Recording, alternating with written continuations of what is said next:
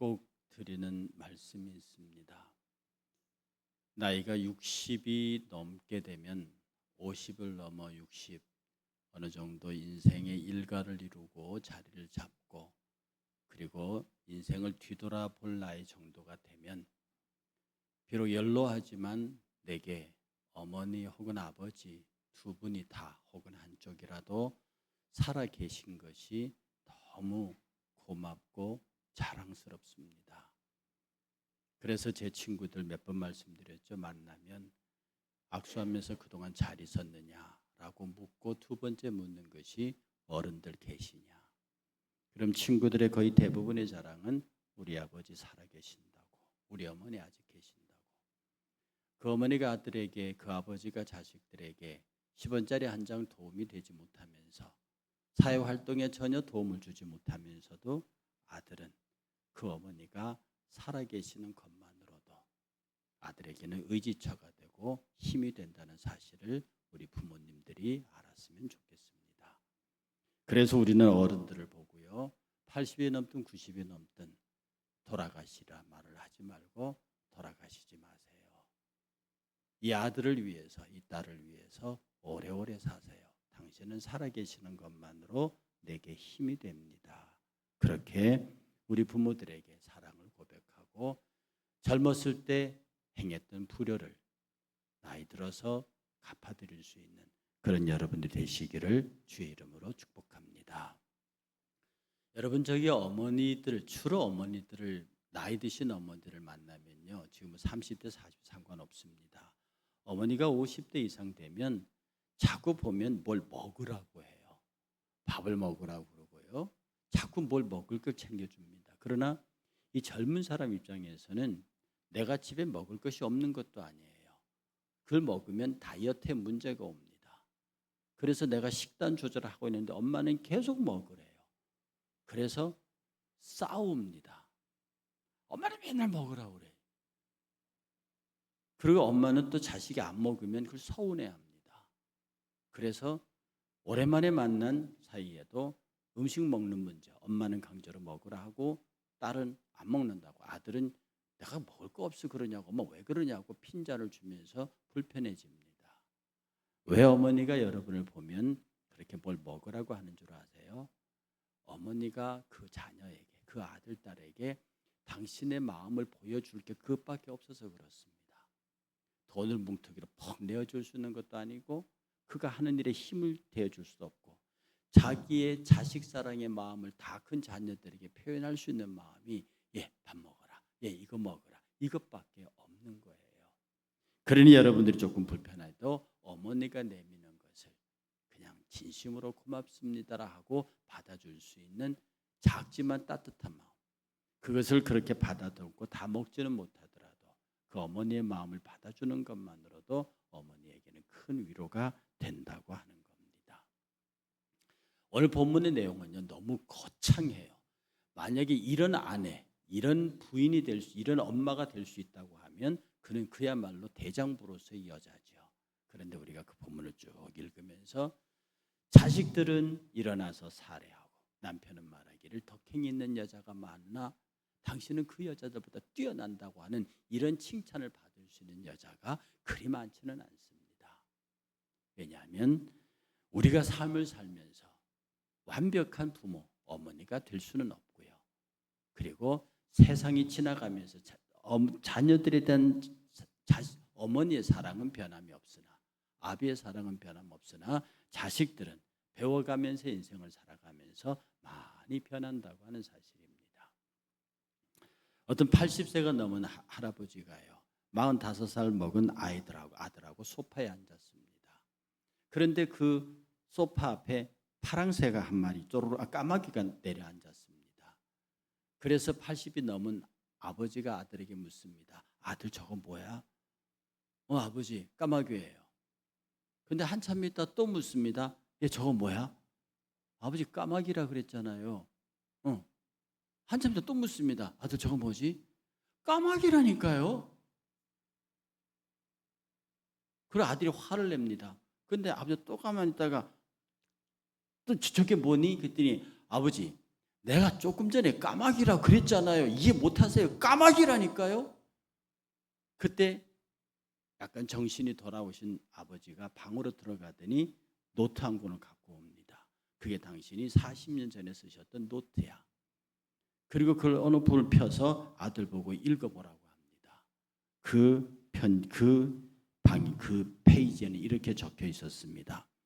3살 된 아들 녀석이 창가에 까마귀를 보고 아빠 저게 뭐야? 라고 내게 23번을 물었다. 나는 까마귀라는 새라고 23번을 모두 대답했다.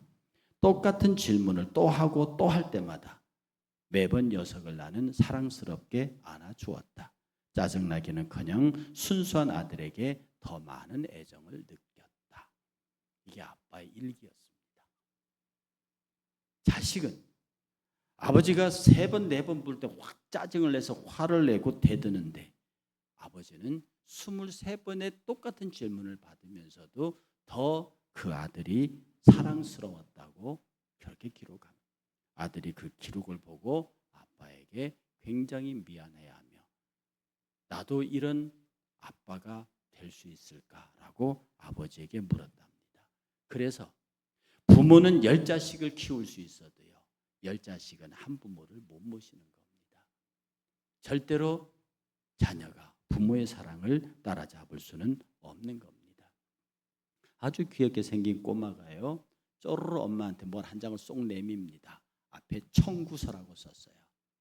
그 청구서의 내용은 이렇습니다. 이번 주 내 방 청소한 값 2,000원, 가게 엄마 심부름 다녀온 값 1,000원, 엄마가 시장 간 새 동생 봐준 값 3,000원, 쓰레기 내다 버린 값 1,000원, 아빠 구두 4켤레 닦은 값 4,000원, 마당을 청소하고 빗자루 한 값 2,000원, 전부 합쳐서 13,000원. 엄마 줘.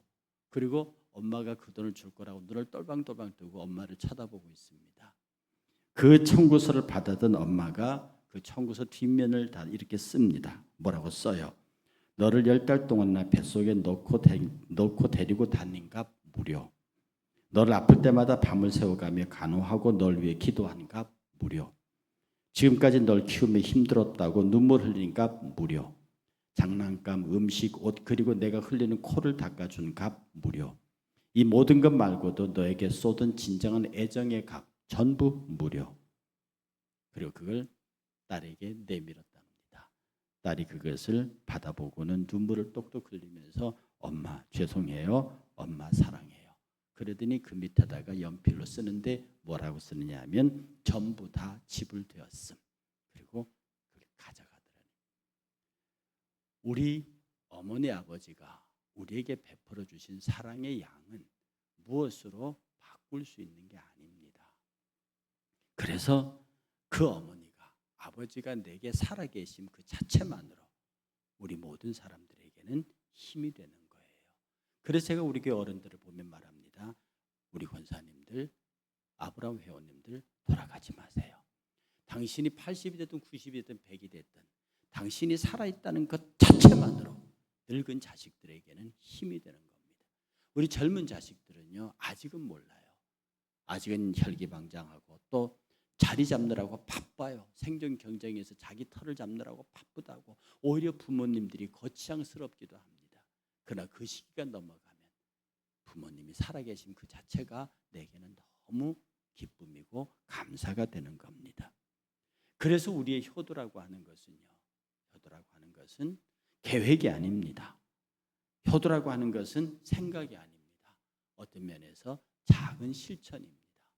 저는 늘 어머니 앞에서 죄송한 마음을 갖습니다. 저는 성격이 그렇게 자상 내지는 세밀하지 못해서 어려서부터 어머니에게 크고 작은 자상한 사랑을 베풀이지 못했습니다. 어머니도 생존에 바쁘셨고 저도 삶에 바빴습니다. 그래서 늘 마음속 한켠 속에 어머니에게 무엇인가 해야 한다고 하는 생각은 가득한데 그것을 여전히 실천에 옮기지 못하는 작은 실천 하나를 제대로 못하는 저 자신을 늘 하나님 앞에 반성하고 회개합니다. 그러나 분명한 것은 어버이는 기다려주지 않습니다.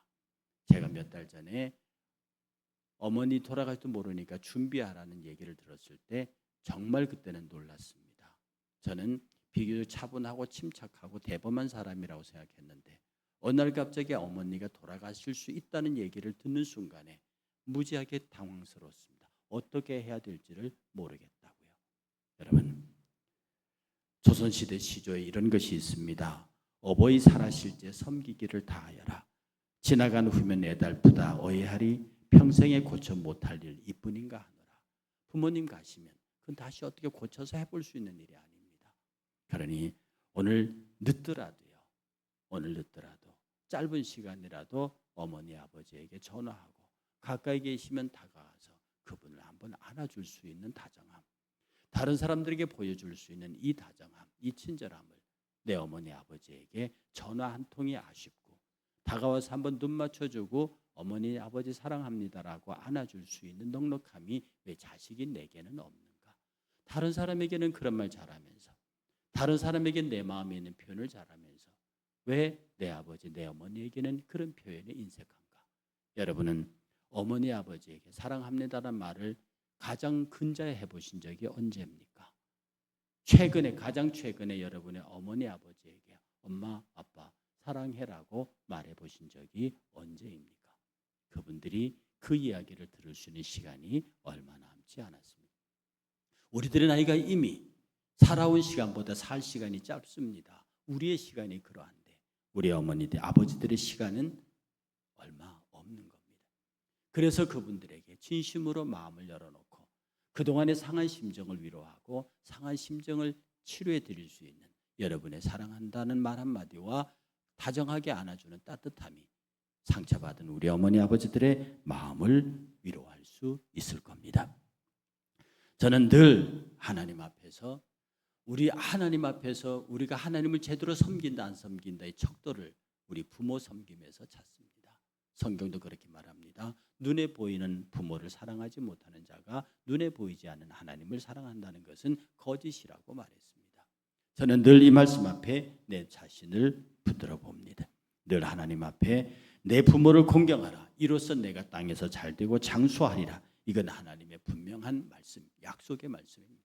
내 부모를 공경하라. 이로써 내가 잘되고 땅에서 장수하리라.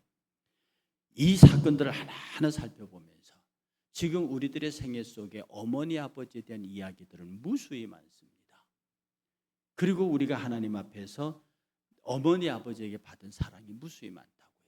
저는 제 아는 지인들, 내 선배들, 후배들에게 하는 말, 장차 무덤 앞에서 누가 내 무덤 앞에 섰을 때 내 무덤의 묘지가 내 시신이 묻히는 그 무덤 앞에서 그 사람들이 나를 속으로 욕하지 않게 하라. 너 참 잘 죽었다는 소리 않게 하라. 정말로 내가 한 생애를 살았어도 많은 사람들이 조문을 와서 당신은 참 열심히 사셨습니다. 당신은 참 내가 본받고 싶은 사람입니다. 이런 말을 들을지라도 참 당신 그렇게 사는 거 아니었어 라고 하는 소리를 듣게 살지는 말죠. 근데 그 중에 가장 대표적인 것이 내가 어떻게 부모님에게 행하는지, 내가 어떻게 부모님 앞에 그 사랑의 빚을 갚으며 살았는지. 늘 말씀드렸던 대로 어려서는 불효해도 괜찮습니다. 뭐 이런 말에 대한 반감도 있으시겠지만 초등학교, 중학교, 고등학교, 대학 때까지 불효할 수 있습니다. 설사 불효한다 해도 부모님의 능력으로 막아줄 수 있습니다. 부모님의 능력으로 돈 몇천 몇억 갖다 박으면 아들이 치른 대형 사건을 어떻게든 막아낼 수 있어요. 그러나 다 커버린 딸이 저지르는 사고는요, 부모가 막아줄 수가 없어요. 결혼해서 일으키는 가정 풍지풍파, 이미 독립해 나가서 경제적으로 일으키는 풍지풍파, 그리고 자기가 혼자 어떤 일 하다가 실패하고 망하는 일련의 과정들은 부모가 어떻게 해줄 수가 없어요. 그게 돈으로 해결되는 것도 아니거든요. 부모의 능력으로 해결되는 것도 아니에요. 그냥 그것을 바라보며 아프고 어렸을 때의 자식이 행하는 것은 별일이 아니에요. 커서 하는 것은 방법이 없는 거예요. 그래서 예수 속담에 아이들이 어려서는 부모의 옷을 밟고 자라지만 자식은 커서 부모의 가슴을 밟고 자란다고 그랬어요. 여러분이 부모의 가슴을 몇 번을 밟았습니까? 부모의 옷을 밟는 것은 중요한 게 아니에요. 그럴 수 있습니다. 그건 교육의 훈육으로 잡을 수 있으니까. 그러나 여러분들이 부모의 가슴을 밟았어요. 그 밟히는 가슴을 한 번이라도 위로해 본 적이 있습니까? 한 번이라 수십 번 수백 번을 밟고도 단 한 번이라도 엄마에게 가서 엄마 미안합니다, 아빠 죄송합니다, 사랑합니다라고 한 번만 안아주면 그 아버지 그 어머니는 용서한다고요. 그리고 다시 자녀 사랑으로 돌아가는 것이, 아무리 미운 자녀라도, 아무리 쏙쏙이는 자녀라도 엄마 미안해, 엄마 사랑해라고 하는 그 한마디에 녹아지는 것이 우리의 어미 아비들입니다. 왜 그가 하나를 못하십니까? 왜 그가 하나를 못해서 늙은 어미의 눈물을 만듭니까? 늙은 아비를 가슴 아프게 합니까? 오늘 본문에 나오는 이 거창한 이런 것보다 내가 비록 자식에게 부족하고 남편에게 부족하고 아내에게 부족한 그런 존재일지라도 내가 예수 믿는 사람으로, 예수님의 사람으로 그가 마지막 운명하실 때 요한에게 나의 어머니를 너에게 부탁한다, 내 어머니가 네 어머니라고 말하는 그 마지막 예수의 사랑의 이야기를 우리가 아는 한, 우리는 나의 부모는 물론이요 우리 교회에 나오는 모든 늙은 아비와 어미들을 나의 어미와 아비로 여겨서 진심으로 사랑하고 걸음 하나라도 그를 부축해드리며 내 아버지 어머니를 안듯이 안아드리고 사랑한다고 축복하고, 그가 조금이라도 힘들면 그를 부축할 수 있는 이런 다정함이, 이런 자녀의 복됨이 있을 때 우리 교회가 복을 받을 수밖에 없고, 그렇게 자녀를 섬기는 사람이 하나님 앞에 은혜와 복을 받지 않을 수가 없는 겁니다. 효도는 아무리 가르쳐도 지나치지 않습니다. 효는 아무리 많이 행해도 넘치지 않습니다. 어떤 불효자가 임금님이 오신다고 막 효도를 흉내냈습니다. 효도를 흉내낸 그 사람에게 상을 주라고 임금이 말하니까 신하들이 말하기를 아닙니다, 저 녀석이 임금님 오시는 줄 알고 흉내를 내고 있는 겁니다. 그때 임금이 말하기를 효도는 흉내만 내도 좋은 것이다. 여러분, 효도는 흉내만 내도 좋은 것이래요. 오늘 예배 마치고 돌아가서요 효자의 흉내라도 내보세요. 예배 마치고 즉시 여러분의 핸드폰을 열어서 엄마 아빠에게 전화해 보세요. 그리고 거리가 가까우다면 뛰어가셔서 그 어머니 아버지를 안아주세요. 그리고 사랑한다고 한 번만 말해보세요. 그 늙은 어미 아비의 마음은 녹습니다. 그러면서 이 끝에 붙여서 오늘 이 본문 속의 여인의 이야기를 보면서 효도를 받으려거든 효도 받을 짓을 하라는 말을 같이 덧붙이고 싶습니다. 여러분은요 부모답기 위해서 노력해야 돼요. 부모 자식들이 보기에 아비다워야 합니다. 자식들이 보기에 애미다워야 합니다. 그것은 무조건 일방적으로 사랑을 쏟는 게 아닙니다. 일방적으로 자식 편만 드는 게 아닙니다. 자식을 향해서 훈육할 줄 알면서 본을 보일 줄 알면서 어머니 아버지의 자리를 굳건하게 지키고 태산같이 버텨서 자식들이 일을 하다가 실패하면 뛰어올 수 있는 부모, 마음이 아프면 가서 같이 와서 울 수 있는 엄마 아빠, 그런 어머니 아버지의 자리를 견고하게 지키고 계셔야 합니다. 아이들에게, 자녀들에게 비굴하지 않아야 합니다. 자녀들에게 늘 당당해야 하고 자녀들을 지극히 사랑하지만 그를 초라하게, 그들이 초라하게 보이는 부모가 되어서는 안 됩니다. 비록 돈이 없을지라도, 비록 명예가 없을지라도, 비록 내가 가진 것이 없을지라도 적어도 자식들에게, 내 자식들의 눈에 비치는 아버지는 언제나 당당했고, 자식들의 눈에 비치는 어머니는 언제나 친절했고, 자식들의 눈에 비치는 부모는 언제든지 믿을 수 있는 자기의 언덕이 되었다. 이것이 자녀들의 머릿속에 인식되는 자녀는 세상이 두렵지 않습니다.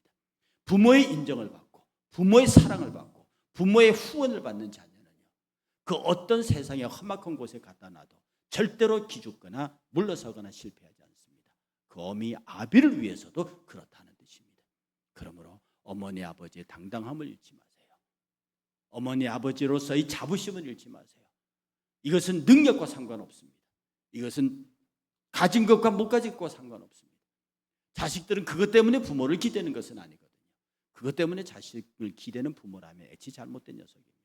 아버지가 살아계심, 어머니가 건재하심만으로 당당한 자녀들은요 우리 아버지가 살아계신다고 하는 것, 우리 어머니가 계신다고 하는 것, 그분에 대한 내 존경과 마음이 지금도 살아있다는 것만으로 그는 세상을 두려워하지 않습니다. 그는 누구를 만나도 당당한 사람이 될 수 있습니다.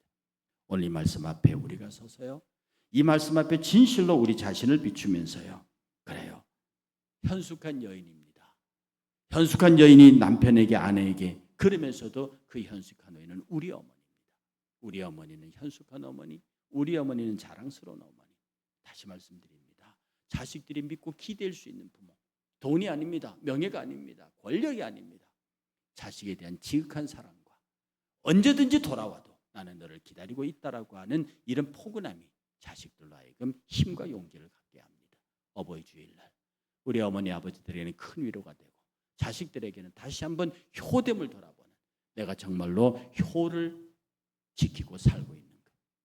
많은 부모들이요, 셈을 오염시켜 놓고는 왜 이 셈이 오염됐는지를 탓한답니다. 자기가 오염시켜 놓고. 그렇게 해서 우리가 잘 스스로를 돌아보서 우리가 스스로 좋은 부모가 되고, 좋은 부모가 됨으로써 좋은 자식이 되고, 우리 어머니 아버지가 돌아가시기 전까지 끝까지 행복하실 수 있도록 우리의 효를 다하는, 그래서 하나님께서 복 주실 수밖에 없는 우리 모두가 되시기를 주의 이름으로 축복합니다. 다 같이 일어나셔서 찬송가 570